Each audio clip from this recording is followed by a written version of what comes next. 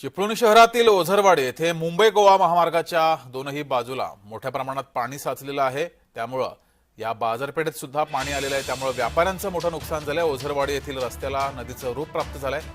तसंच चिपळूण शहर पाण्याखाली जाऊ लागलंय। अनेक ठिकाणी पाणी हे साचलंय।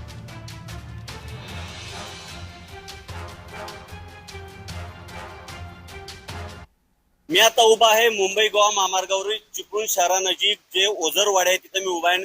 एरवी इथं कुठल्याही प्रकारचा कधीही पाण्याचा धोका नसतो, मात्र मुंबई गोवा महामार्गाच्या गटारांचं चुकीचं काम झाल्यामुळे हा परिणाम इथल्या स्थानिकांना भोगावा लागतोय। व्यापारी ज्यांच्या दुकानात पाणी शिरलेलं होतं, काय सांगाल, काय तुमचं नुकसान झालंय आणि कशा प्रकारे पाणी होतं?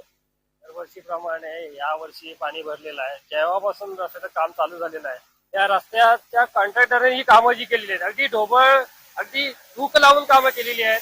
कारण बघाल त्या साईडचा नाला आहे, त्या नाल्याला पाणी द्यायला पाहिजे आपल्या गटाराचं। त्या गटाराचं पाणी हे विरुद्ध दिशेला पाठवल्यामुळं पूर्ण येणाऱ्या गटाराचं पाणी साचलेलं आहे या गोवा महामार्गावरती। आणि हे पाणी सगळं आमच्या दुकानांमध्ये गेलेलं आहे। आमचे कॉम्प्युटर वगैरे भिजलेले आहेत, खाली ठेवलेल्या वस्तू आहेत ग्राउंड फ्लोअरला त्या सगळ्या भिजलेल्या आहेत। हा जर त्रास दरवर्षी झाला तर आम्ही कोणाकडे कोणाकडे जात मागणार?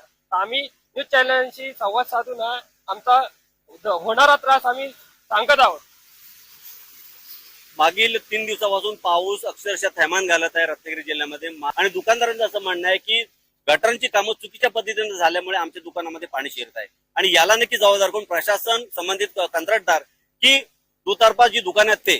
त्यामुळे प्रफुल्ल सह मी राजेश जाधव, जय महाराष्ट्र न्यूज, चिपळूण, रत्नागिरी।